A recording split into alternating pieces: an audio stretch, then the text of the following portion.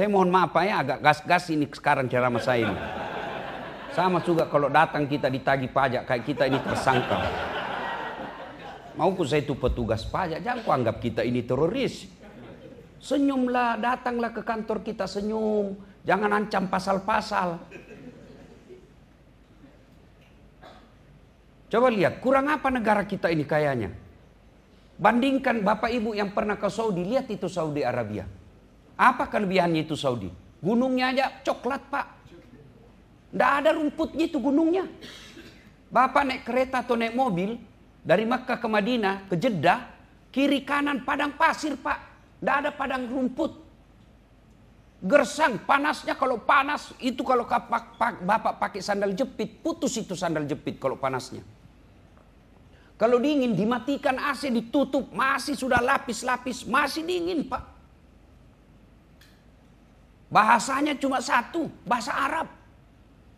Sukunya cuma satu, Arab. Tapi pajaknya kecil. Tidak ada orang Arab datang menjadi TKI di Indonesia.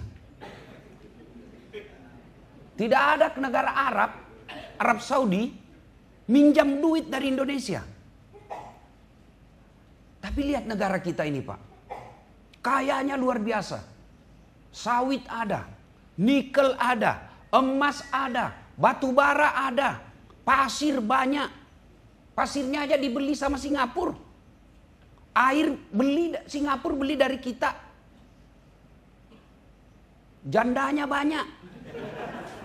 Penduduknya banyak. Tapi kok kita rasanya tidak bisa menikmati syariat. Tidak bisa menikmati kekayaan alam kita. Saya tidak ahli analisa, tapi pasti ada yang salah dengan pengelolaan negara ini. Termasuk pengelolaan pajak. Pasti ada yang salah. Mesti tanda tanya, kenapa rakyat Indonesia tidak taat pajak? Kenapa Singapura rakyatnya taat pajak? Tidak usah Singapura, Malaysia, kenapa mereka taat rakyatnya pajak? Mereka tidak pernah teriak soal pajak. Kenapa kita ini berontak soal pajak? Rasa-rasanya pajak ini menjadi beban buat kita. Singapura tidak, padahal pajaknya lebih tinggi. Ini mesti jadi pertanyaan. Apa sebabnya? Tidak amanah. Itu keteladanan Rasul amanah Pak. Profesionalisme itu amanah. Kita membayangkan, saya pribadi tidak tahu orang lain dan saya yakin begitu. Kita membayangkan semua pegawai pajak yang punya medsos, dia share itu pajaknya. Punya Instagram, dia share ini loh pembayaran pajak saya tahun ini. Coba itu dilakukan Pak. Pasti kita plong. Oh, yang ada di benak kita, kita disuruh bayar pajak, dia belum tentu bayar pajak. Jangan marah Pak ya. Siapa suruh undang saya? Saya tadi juga di panitia diminta, Ustadz kalau boleh minta video himbauan bayar pajak. Kau bilang, kau mau suruh saya dibully? Kamu aja ndak berani, apalagi saya.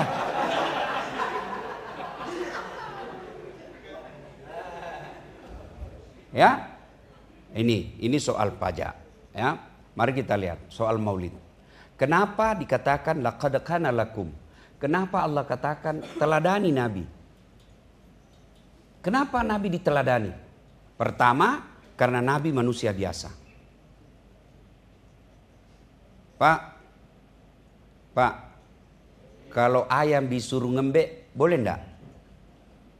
Ayam disuruh bunyi mbek, yang nyuruh pasti bego.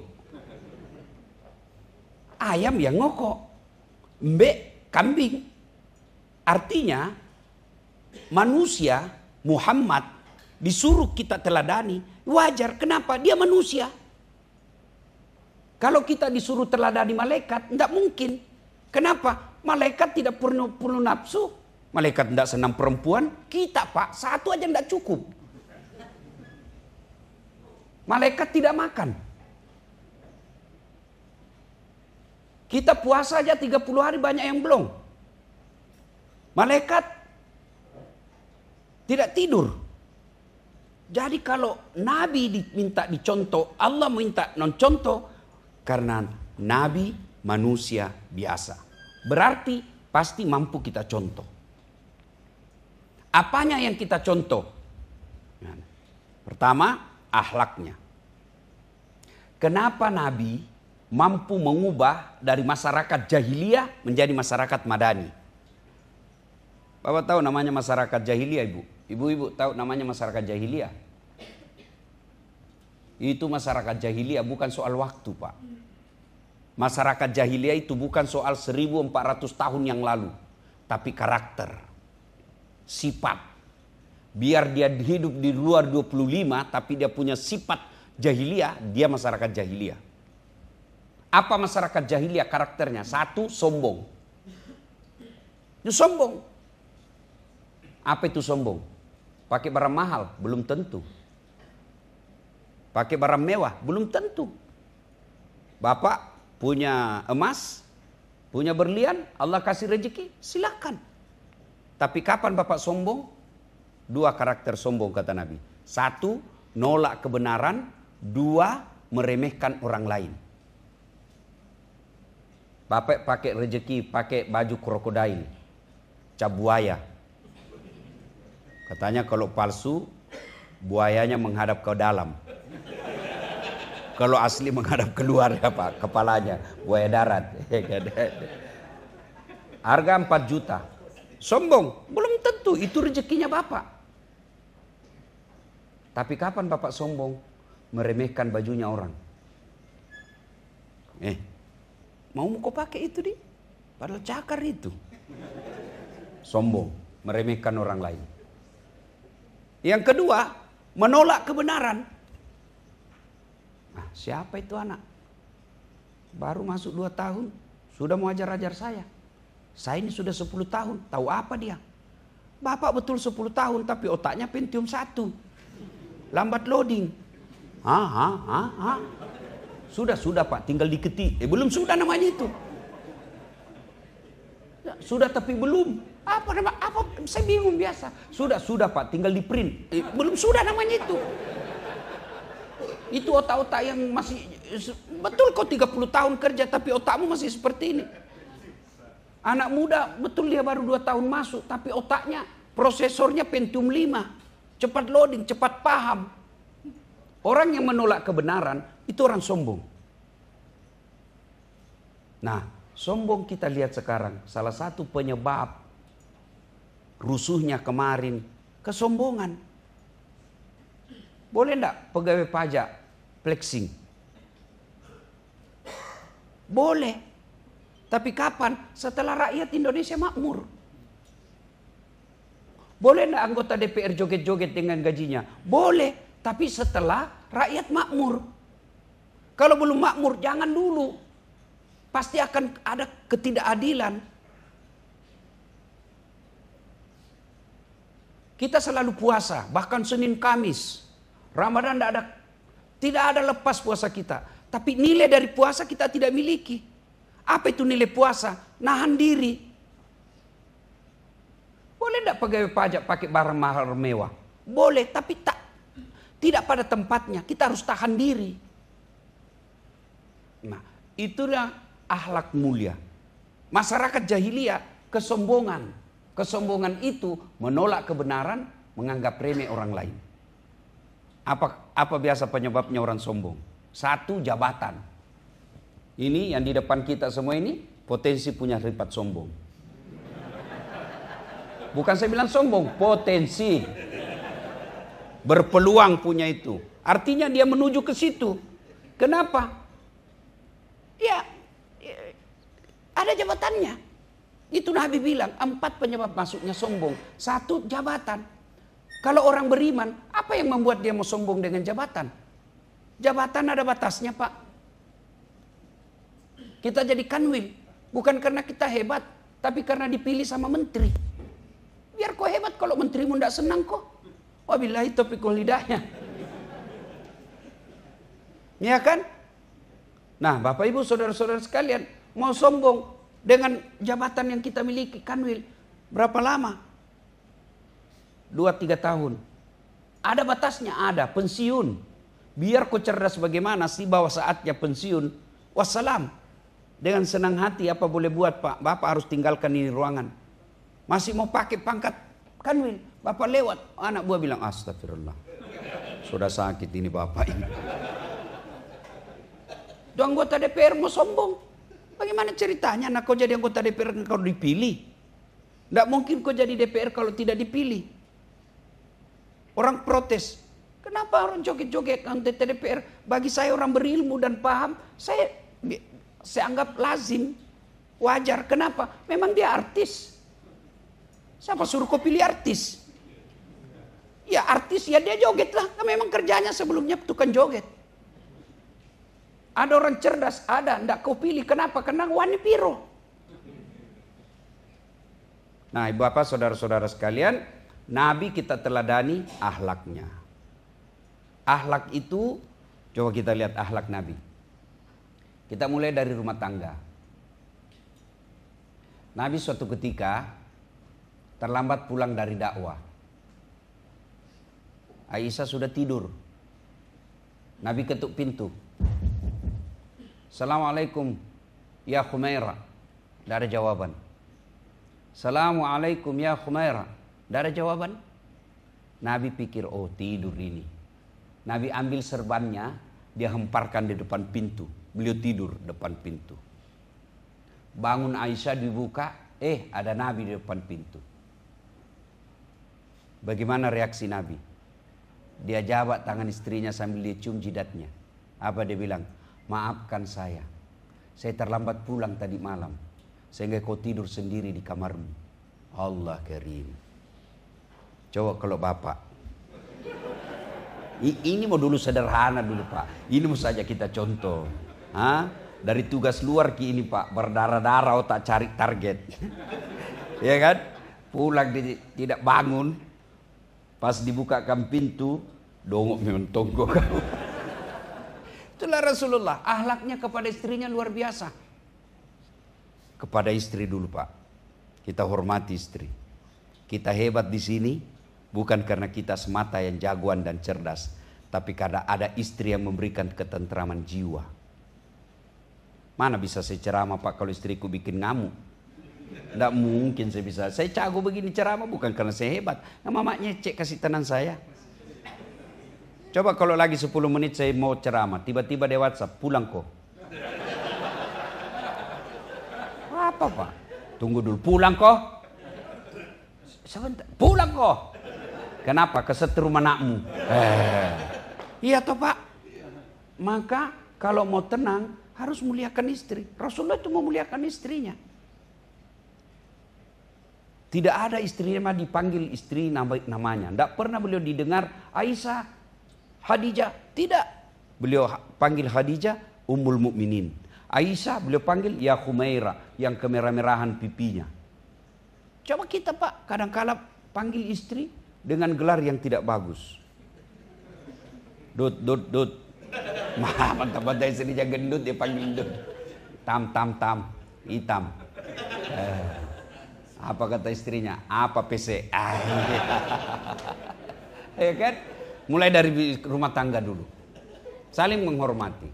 Kenapa sekarang banyak rumah tangga tidak saling menghormati? Kasar. Terlalu lama pacaran. 4 tahun pacaran. Berapa kali bohong. Berapa kali selingkuh. Orang pacaran Pak pasti tidak ada lagi tuh namanya saling menghormati ketika dia selingkuh, ketahuan bohong. Maki-maki kan. Nah sudah menikah kebiasaan maki-maki itulah yang bawa. Coba kalau tidak saling kenal. Enggak itu karena kita tidak ada jejak digital. Dan itu perempuan sekali kau bohongi, seumur hidup dia ingat. Karena memang perempuan itu ahli sejarah. Makanya istri saya mamanya Cek bilang, kau tahu ji perempuan ahli sejarah maka jangan kau bikin sejarah. Ya, itu. Kemudian ini dalam rumah tangga kita saling menghormati. Tidak ada susahnya bagi Allah untuk mewafatkan Rasulullah dalam keadaan tawaf. Ya kan? Tidak ada susah bagi Allah mencabut rohnya Rasulullah dalam keadaan sujud sholat. Tidak ada susahnya bagi Allah mewafatkan Nabi dalam keadaan puasa. Ya kan? Tapi apakah Nabi dalam keadaan sholat? Tidak. Apakah dalam keadaan tawaf? Tidak. Apakah dalam keadaan sujud? Tidak. Apakah dalam keadaan puasa? Tidak. Tapi apa? Di pangkuan istrinya. Itu maknanya bahwa ibadah yang paling lama 24 jam rumah tangga. Kalau sholat 5 kali, itu kalau syukur, kalau ada tambah-tambahnya sunnah. Berarti kecil peluang wafat dalam keadaan sholat. 5 kali sehari. Haji, untung sudah kalau kita sudah haji 1 kali. Artinya makin tipis lagi peluang. Puasa, paling Ramadan. Tapi berumah tangga, cari nafkah, ibadah. Bapak, sini kerja supaya bisa bayarkan sekolahnya anak, belikan baju istri, bayar cicilan rumah yang ditempati istri kita. Itu semua jihad. Maka perlakukan istri, rumah tangga sebagai ibadah. Rasulullah sebagai kepala rumah tangga, kita juga kepala rumah tangga. Beliau sangat memuliakan istrinya. Balik maulid ini, ayo muliakan istri, hormati suami. Istri juga jangan sampai tidak memuliakan suami. Suami saya jelek Ustaz, ya takdirmu. Kenapa dia jelek? Allah Maha tahu. Karena kalau dia gagah, malu jalan sama ibu. Kenapa? Karena ibu juga jelek. Ya kan? Saling menghormati. Suami jangan menghina istri. Ya, istri muliakan suami. Karena pintu surganya seorang istri ada pada suami. Ridha Allah tergantung ridha suami. Kalau suami sudah ridha, maka pintu surga lebih gampang diraih. Jangan berkata ibu, kami istri ini tergantung dari suami. Itu perkataan motivator. Tergantung suami, siapa bilang? Kalau tergantung suami, masuk neraka itu istrinya Firaun. Tapi buktinya Nabi katakan, salah satu wanita yang dia jamin masuk surga nanti, istrinya Firaun. Kalau tergantung suami, istrinya Nabi Lut, mestinya masuk surga. Tapi buktinya masuk neraka dia. Jadi upaya diri kita, hidayah itu pribadi masing-masing.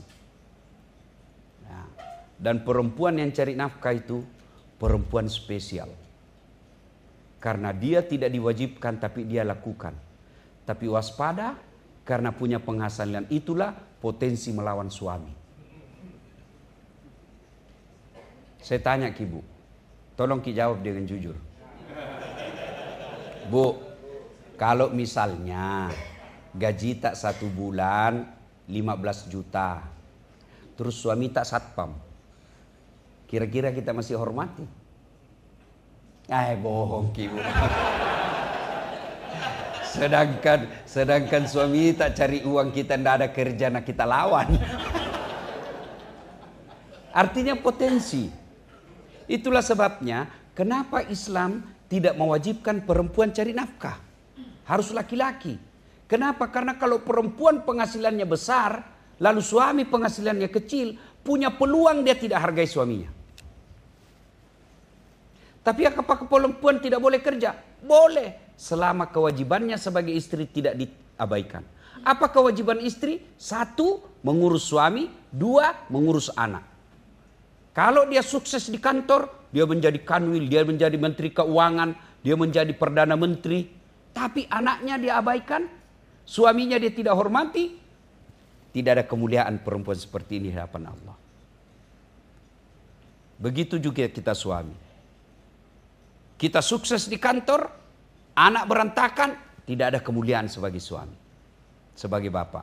Saya mau tanya Pak, ibu-ibu kalau punya bekerja, kerja di sini sukses, tapi mengabaikan anak, kita tidak tahu siapa pacarnya anak, kita tidak tahu apa konten yang ditonton anak kita. Begitu kita meninggal tiba-tiba anak kita tidak tahu agama. Ibu kalau meninggal siapa yang doakan ibu? Suami. Ya mah kau harap kawin lagi Bu. Nah bilang Mamat Necek, jadi kalau saya meninggal dulu Ustaz kawin lagi. Saya bilang, jangankan kau meninggal, kau masih hidup saja saya selalu berpikir kawin lagi.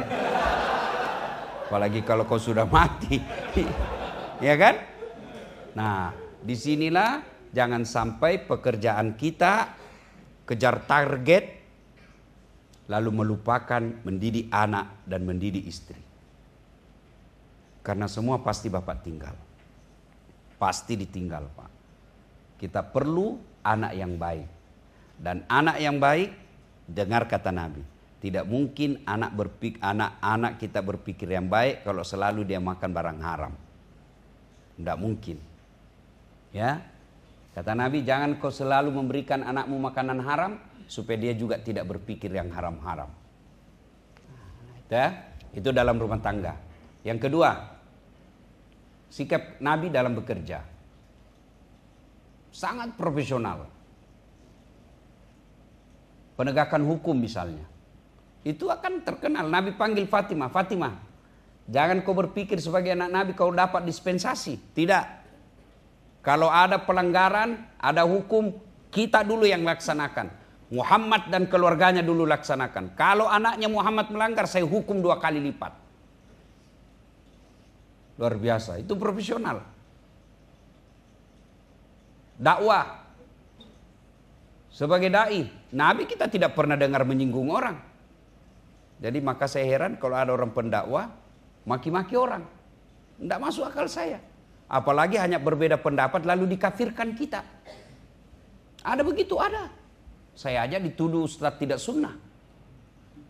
Di Facebook kan saya dapat ustadz sunnah. Saya cari namaku, tidak ada.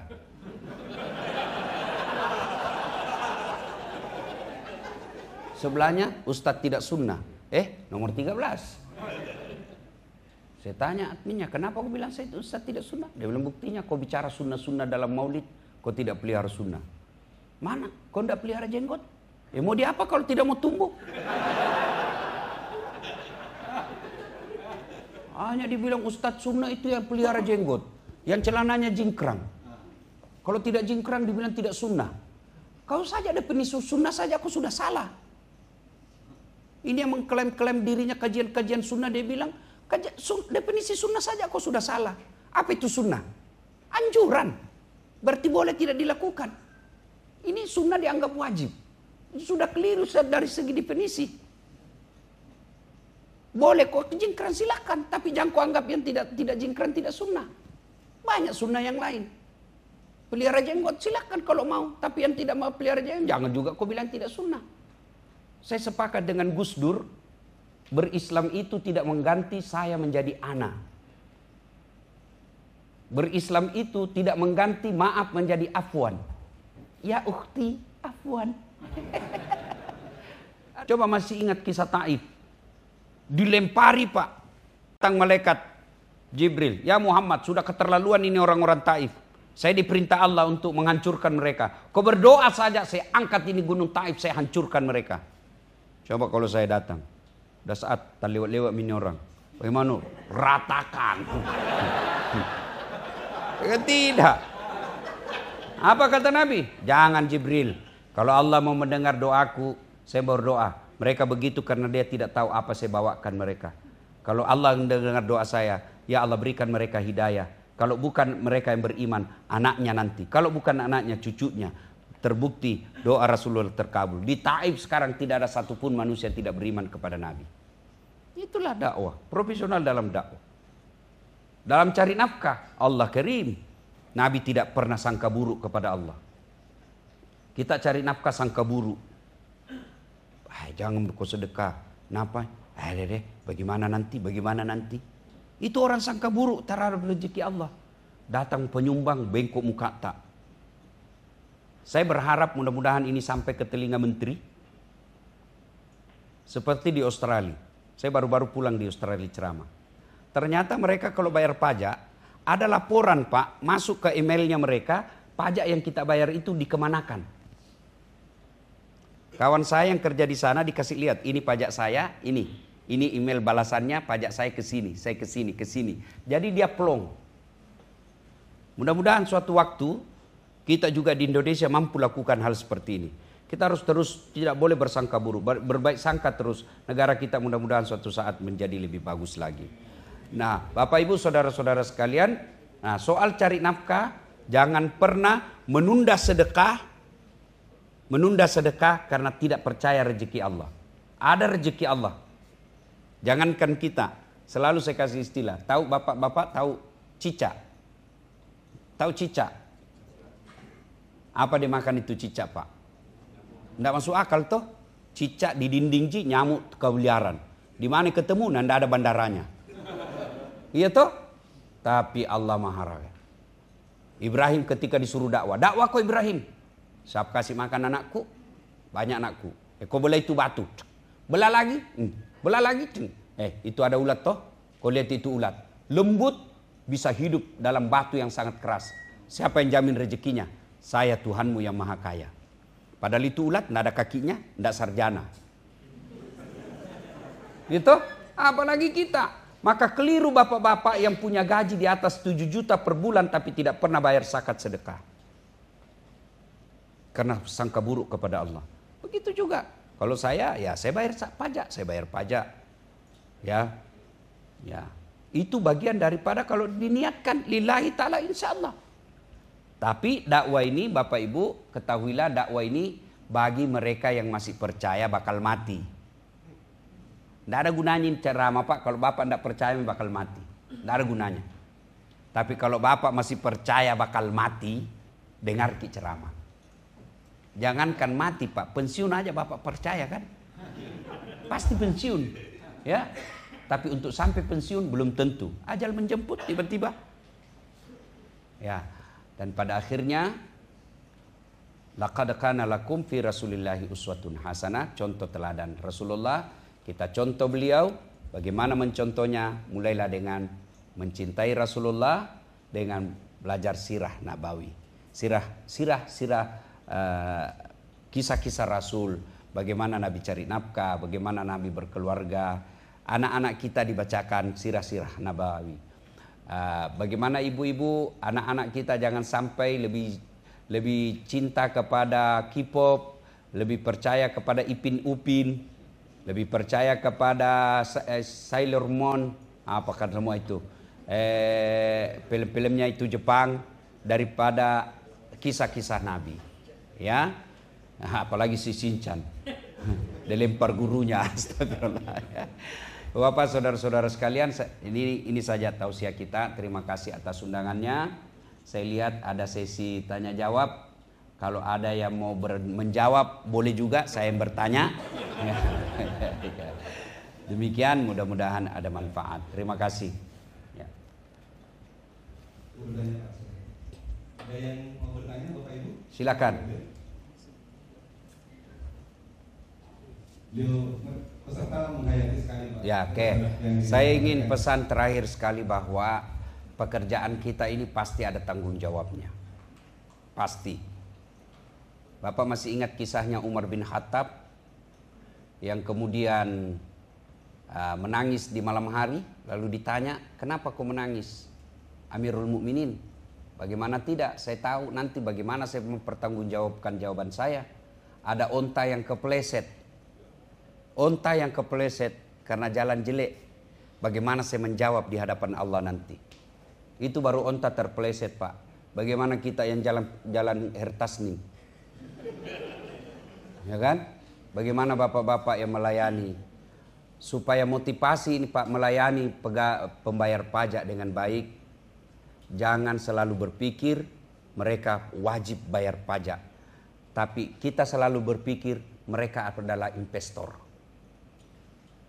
Jangan mereka kita pikir sebagai objek pajak, tapi kita anggaplah mereka sebagai ladang amal. Saya mengajar di Unhas, kalau lihat mahasiswa Pak, menjengkelkan Pak. Kalau kita dulu kan kita tunggu itu dosen, kalau kita mau tanda tangan KRS. Sudah salat subuh kita datang ke Jalan Sunuk komplek dosen Unhas, tunggui sudah salat subuh, keluar baru. Sekarang Pak dia ngatur waktu. Jam berapa Ustadz ke kampus? Jam 10 Dek. Bisa menunggu sedikit Pak Ustaz. Coba, menjengkelkan Pak. Ya, belum lagi kalau kita sudah kasih nilai, kenapa bisa nilaiku begini, temanku tidak begitu Pak. Kalau dilihat sikapnya menjengkelkan.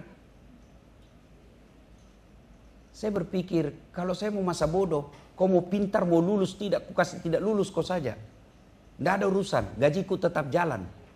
Pangkatku tetap naik. Kau mau bodoh atau cerdas, tidak. Tapi saya selalu memberi nasihat.